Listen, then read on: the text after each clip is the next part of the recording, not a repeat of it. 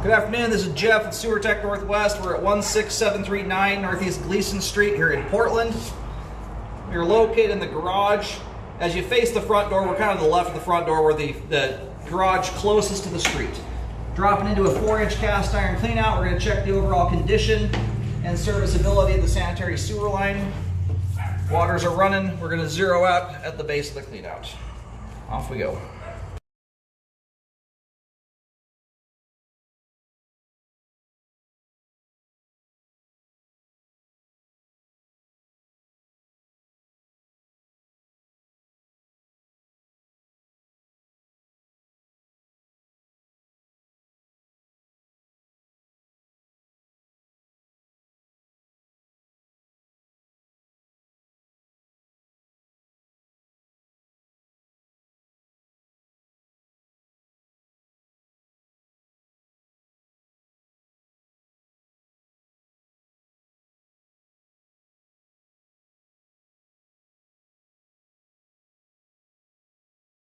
Transitioning immediately here over to 4-inch ABS plastic.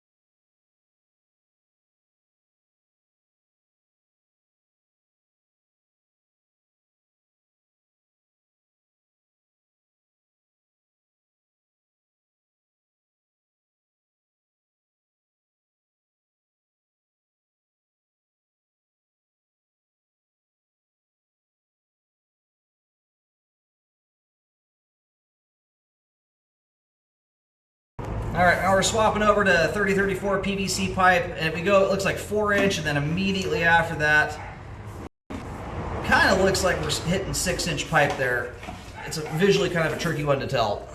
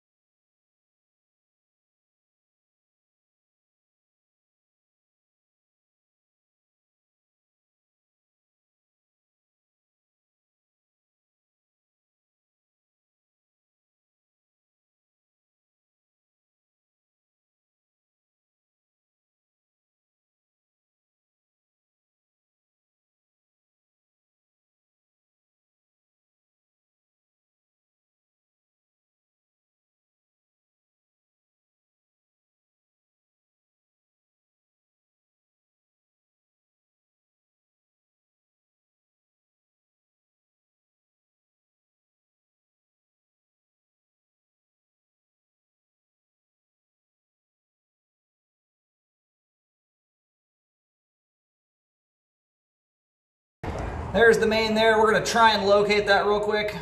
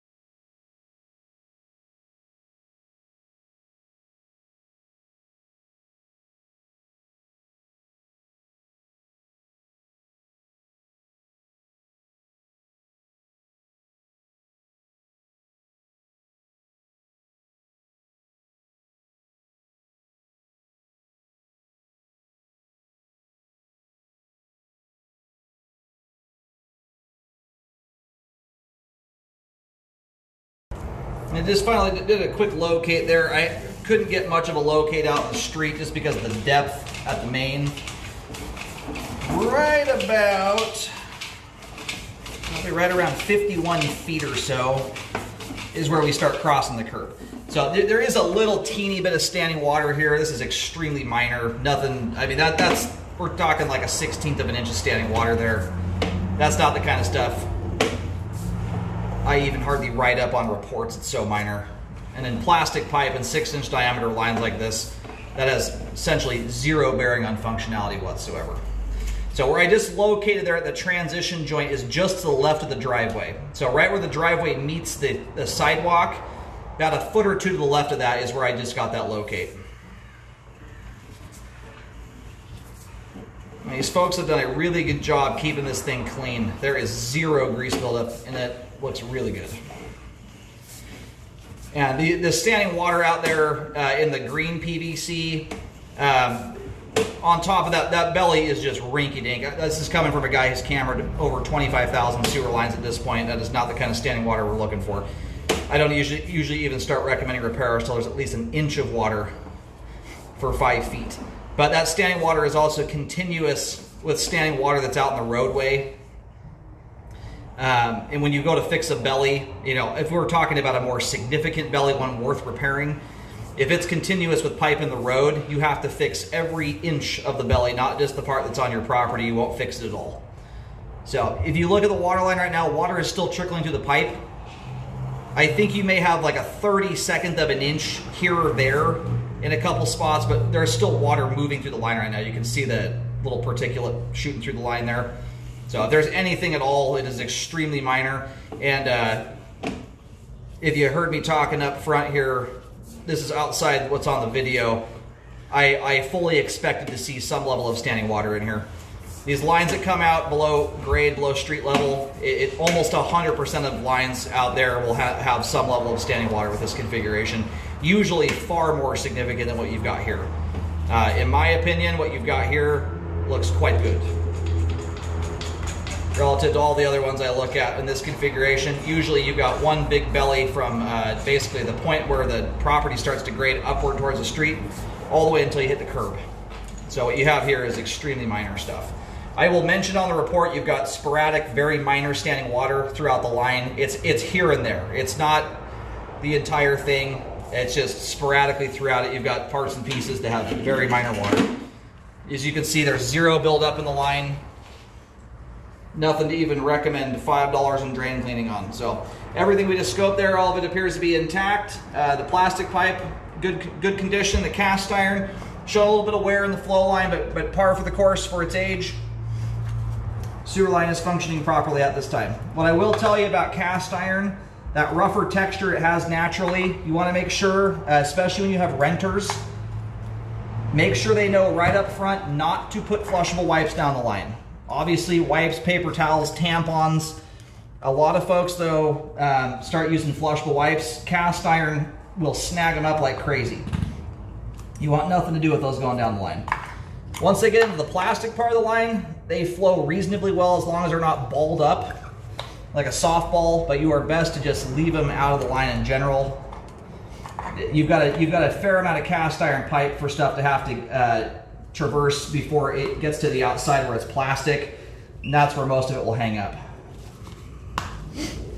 I've scoped lines before where they've replaced their toilet paper entirely with flushable wipes, and I have scenarios where I can't even identify the pipe material. The entire sewer line will get coated in them, top to bottom.